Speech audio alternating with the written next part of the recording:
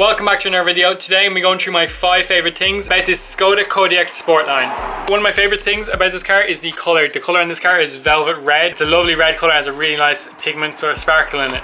It's an option to get this thing. It's an extra 1200 over the white and black and all the other colours. Definitely makes the car stand out on the road. The red, it is a sweet colour. It's definitely different to what I usually see the blacks and all other sort of colours. Black, silvers, white is what I usually see this in. Seen from those shots as well, close-ups off the paint, it is just so nice. It looks really good with the Sportline kit on it as well. With the Sportline, it's an optional extra and you have a lot of bits on the inside which will be shown in a minute. But on the outside, it's pretty obvious. There's certain bits on the grille and the kind of front splitter bits down there. Yeah, and the wheels as well, I'm pretty sure come with the Sportline kit as well. Now in the interior of the car, my second favourite thing has to be the seats. The Sportline seats as standard, I believe, come with these lovely kind of like half bucket seats, and they're Alcantara in the centre, and then they are just normal leather on the outside. As you can see here, lovely stitching on the centre here, all the way down here as well. I actually prefer the Alcantara a lot more than leather seats, and the main reason is they kind of always have like an ambient temperature. With full leather seats in winter, they're always very cold if you don't have electric heated seats, and then in summer as well, they can just get really hot as well. This car in specifically doesn't have electric heated seats, so it's nice. It has the Alcantara, and you never really feel cold sitting in them. They feel really nice. They actually feel like heated seats. That's why I kind of thought of this, and I noticed it doesn't have it, so it's a really good thing about the Alcantara seats. They're really soft as well. It's kind of like a suede sort of material. That's what people would kind of best know it as. And then it's obviously all leather out here. The rear seats as well are all Alcantara and leather in the center bit as well. And then even the 7 seats at the 6th and 7th seat at the very back are Alcantara and have the leather as well. I was really surprised that the very back ones have the Alcantara and leather seats as well, as they're just pop-up fold-up ones. As you can see, these seats here, they are just pop down foldy up ones. They basically fold down flat. So I really was not expecting when we pull these up for them to have Alcantara and leather on them as well as the rest of the seats. The third thing that I think is pretty cool about this car is the amount of seats. These come in a 5-seater and 7-seater, but I believe next year they're only doing the 7-seater. This is the 7-seater. As you can see here, it has the 2 seats in the back. There isn't a huge amount of space, but you can pull them forward. They can go forward and back to give more space for these as well. But when they are down, you wouldn't even notice that was a 7-seater. When we got it at the start, it had these seats all the way down, and you can't really tell. It just looks like a normal car with like a spare wheel underneath. So it's pretty cool the way it looks like that. It just looks like a normal 5-seater through the back. And then these just pull up really easily and they click in place.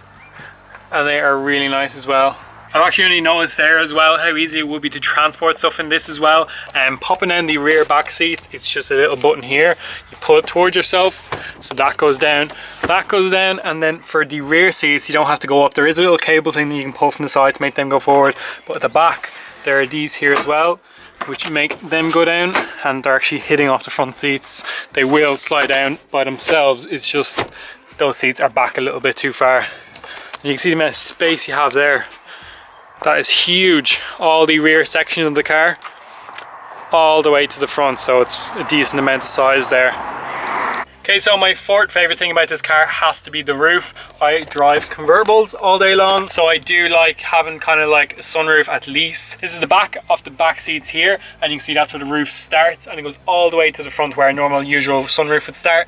And there's buttons at the front as well, which you can press to slide the front section there. You can see up there, that slides all the way back. I'm not going to let it down at the moment as I don't want to get soaked in here. And then it has a little kind of canvas thing that comes out as well. Just using the key here, you can see the mirrors are coming in, windows are going up, and that canvas piece goes all the way out. Just makes the inside of the car a bit darker. It's just like a normal roof basically. You can't really see through it. It just kind of stops all that light coming in that goes all the way to the front if I hold this in long enough.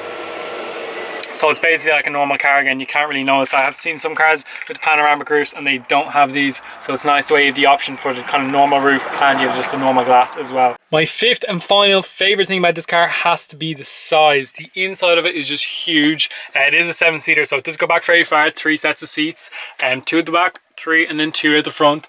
So it is massive for transporting as anything, as I was saying, with the seats the way they go down. And then just the exterior as well, this thing just dominates the road. You can see it, everyone looks at it going around the last 2 weeks. It definitely stands out amongst lots of other cars on the road, just due to its size, the colour, and just everything else, the Sportline kit. But it is massive. It is probably, I think it's the biggest sort of Skoda that they have at the moment. Definitely I'd say bigger than the X, kind of competes with the X5 and those sort of cars for size. It is very big. Love those twin exhausts on the bottom, even though they're fake. So yeah, that's it for this video. I just wanted to do a short video going through a few nice things on this car. It is sweet. It has loads of other nice little things as well that I didn't put in. Probably one nice thing would be the carbon fiber up here. Another would be an umbrella that they leave in here for you. And then they have these cool door protectors that go in automatically. So they come out just as you're opening the door, which is pretty cool.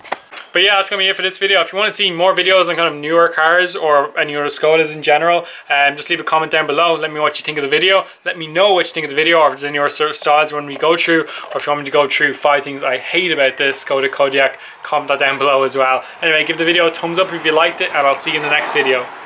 And she's got an automatic boot.